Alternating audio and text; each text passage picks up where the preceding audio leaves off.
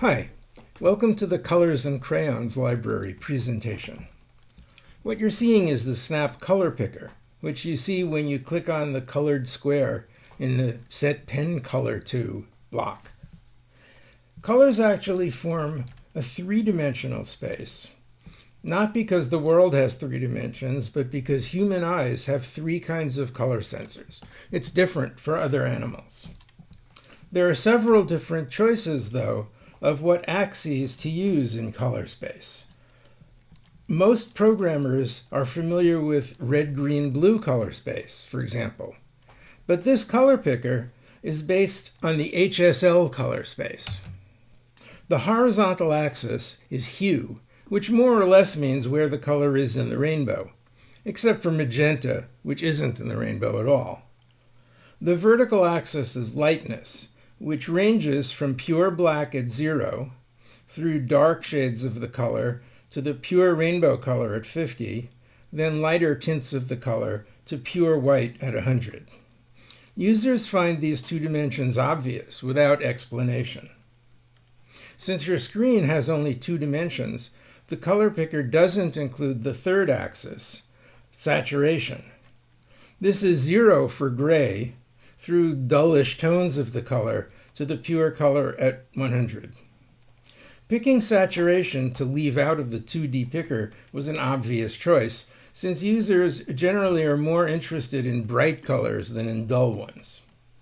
Unfortunately, HSL is not the color space used by the primitive pen color blocks. Instead, they use HSV. In this strange color space, hue is the same as in HSL. Instead of lightness, though, it has an axis imaginatively called value. In Snap, we call it brightness. Provided that saturation is 100, a value of 0 is black, and a value of 100 is full color. Essentially, it's the bottom half of the HSL color picker. HSV has an axis called saturation, but unfortunately it isn't the same as HSL's saturation. Provided that value is set to 100, the saturation scale runs from pure white at 0 to pure color at 100. If neither saturation nor value is 100, you get grays and grayish tones. Why does Snap use this terrible color space? The simplest answer is that we inherited that decision from scratch. Another answer is that JavaScript, the language in which Snap is implemented, provides HSV as its native color space. So the first goal of the Colors and Crayons library is to undo that decision. The next problem with native colors has to do with hues. This problem wasn't caused by programmers, but by evolution, which made us recognize a wide range of colors as green. By contrast, the yellow band is much smaller, and the orange band is a mere sliver. Wouldn't it be better to have a fairer distribution of hues? This is the fair hue scale. In addition to equalizing the widths of the color families, it promotes brown to a real color. You're meant to think of brown as just a dark orange, but we humans give it its own family name, and most shades of brown don't look orange at all. The third problem is that although navigating through color space can be fun if you don't care exactly what color you end up with, often you do want a particular color. Colors have names, and you'd like to be able to choose a color by its name. These are examples from a metaphoric 100-crayon box, in which every color has a name. Note that one of the names here is Looks, the color of the Snap Looks blocks. All 10 block colors are named crayons. But sometimes you want a continuous gradation of colors rather than distinct colors, but you don't want to have to think in 3 dimensions. If you only want fully saturated colors, you can use the fair hue scale. But maybe you also want some darker shades. For this, we provide the one-dimensional color number scale, which includes the complete grayscale, the spectral colors, and darker versions of the spectral families. Including grayscale in the color numbers also solves the old black hole problem, in which you somehow make the pen black and then try to get other colors by saying what used to be called change pen color by 5. It's not quite so confusing since we changed the name from color to hue, but that still doesn't help you get a continuous range of colors that includes both black and the rainbow colors. Okay, those are the problems we're solving. Now, here's what the library itself looks like. The 3 blocks in the top left are direct replacements for the 3 primitive set pen, change pen, and pen blocks, but with a greater variety of options. The 4 blocks in the top right provide a new feature, first-class colors. These blocks report a color. It's actually implemented as a 1-pixel costume of that color. Strictly speaking, we no longer need the pen-specific blocks because we can get their effect by composition of the first-class color blocks. But it turns out that the library can do a better job with the change pen block if it remembers what axes you used to set the pen color in the first place.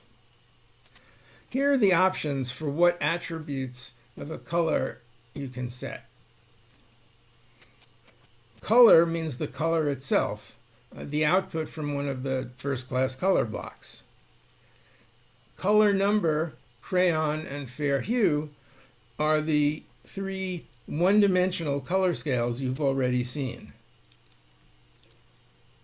The X11 window system provides a set of several hundred color names, also adopted for the web by the World Wide Web Consortium, and we accept those names too. Finally, there are 5 three-dimensional color spaces. Let's start at the bottom with RGB. For each of these spaces, you can set an individual value, the red or the green or the blue, or you can give us a list of 3 numbers, or if you want RGBA, the 4th number that sets the alpha channel, which has to do with transparency. Or you can give us a hexadecimal numeral that you found on the web someplace for the color you want. Here's HSV, the traditional snap block color space. You can set hue, saturation, value, or again, a list of 3 numbers. HSL is the same thing, hue, saturation, and lightness. And then there's fair HSV and fair HSL, which are the same as HSV and HSL, but using the fair hue scale. The pull-down menu in the second input slot depends on your choice in the first input slot. Here's the menu for crayons. The 100 crayons are divided into 10 families, so if you're looking for sepia, you know that's a kind of brown. So you look in the browns and you find sepia, number 33, and that's what you get. Also, instead of using the menu, you can type the crayon's name directly into the second input slot. So I can say denim, for example, and we get blue jean color. Color numbers and hues are continuous, not discrete, so we can't give a complete menu of them, but we do provide the landmarks. For color numbers, you get the official spectral version of each color and the darkest color in the color number scale from that family.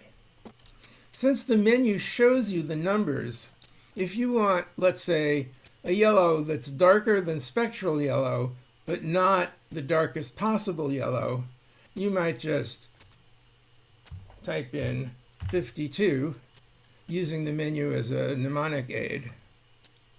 And there's color number 52, which is a somewhat dark mustardy yellow. Similarly, the menu for fair hue numbers just gives the values for the official spectral version of each color family. The vector options accept a list as a single input or 3 separate numeric inputs. So if I say, let me pull this out. If I say set pen, I don't know, RGB vector, I can drag in a list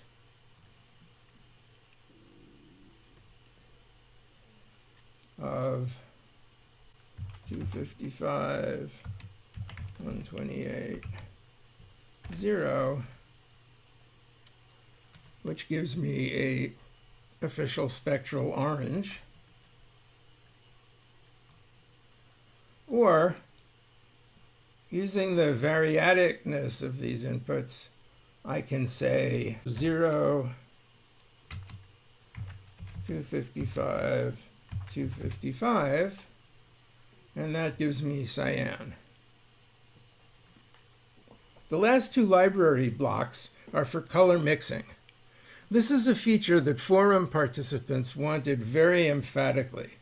I'm not going to say more about it because color mixing turns out to be enormously complicated. Read the manual. Finally, a few words about remaining problems in the library. One of them is it's very slow. Someone posted a project on the forum that showed a gradient of colors from black to red using the brightness setting in the primitive set pen block. I asked, why don't you use the library? And got the response, it's too slow. At the time, it was even worse than this, taking 2 full seconds to generate the gradient. But it's still a factor of about 40 slower than the primitive blocks. I'm going to try to fix that by smarter programming, but may end up having to rewrite the library in JavaScript. Also, both HSL and HSV are oversimplified color spaces, in particular with respect to brightness or lightness. They assume that all spectral colors are equally bright. But if you're like most people, you see spectral yellow as much brighter than spectral blue. I'd like to incorporate some of the more realistic color spaces into the library. Thanks for listening. Questions?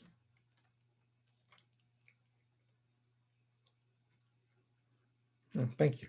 I missed the definition of spectral. Oh, the rainbow colors, spectral as in spectrum. Like red, orange, yellow, green, blue, Yeah. indigo, violet. Yeah. The Roy G. Biv thing. I see. Yep.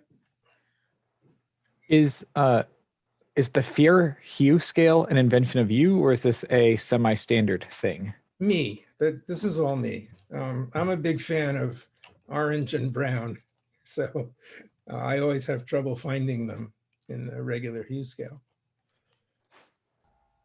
The RGB optionally has the alpha, but you don't add alpha to any of the others. Why is that? You can put the an extra number because of that variadic input. You can give. Oh, thank you, Natalie. You can put a transparency number as well as whatever else you're setting in the input. So yeah, that works.